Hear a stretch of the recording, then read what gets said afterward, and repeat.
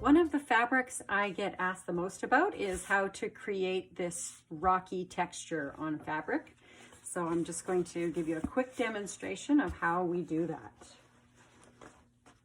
So first I'm going to prepare my surface. So I've got a piece of hard plastic underneath my fabric.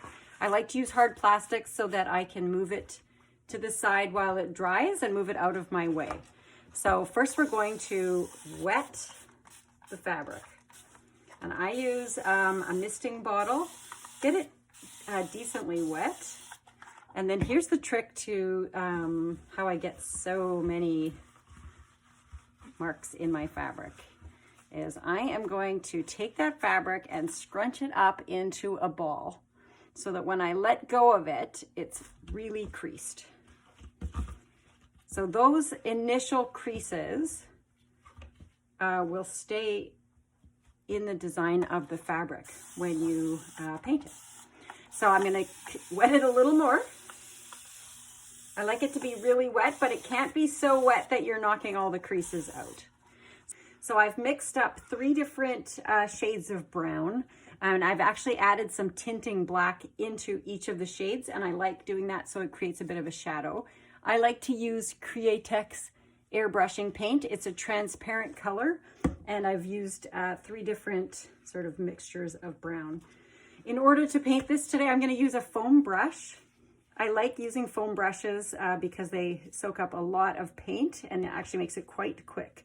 And so I am going to dab this paint on as opposed to brushing it smooth.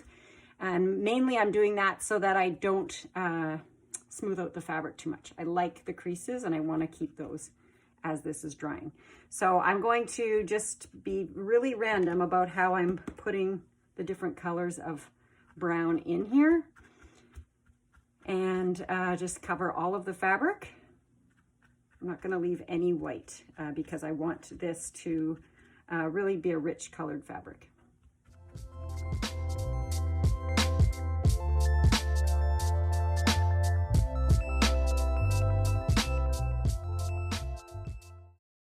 Okay, so now all of the fabric is covered. You can see all of the creases from the original wrinkling. And now what I'm going to do to create some even larger wrinkles is I'm just going to pull it up together. I'm not folding it onto itself, but I am going to create much deeper creases than what's there already.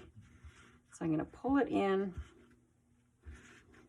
And this, just by doing this, you end up with these nice sort of deeper shades in the tops of the creases. So I like to make as many as I can when I'm doing these fabrics because I find that the more the better. Okay, so it's a beautiful sunny day outside, so I'm going to set this in a window and let it dry really quick, and I'll come back and show you the results. Okay, so I've actually left this overnight, and here is the dry piece. You can see there a bit of the paint came through to the back, but when you spread out the fabric, you get an absolutely beautiful crease line at the top of all of those ridges, as well as some of the sort of small wrinkles from when we originally creased the fabric. So I'm going to press this out, and pressing it will heat set that paint and make it a permanent finish.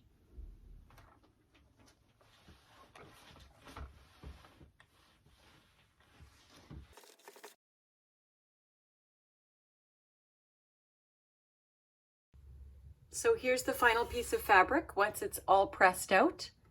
It's a very easy technique and you get interesting results every time. I hope you try it.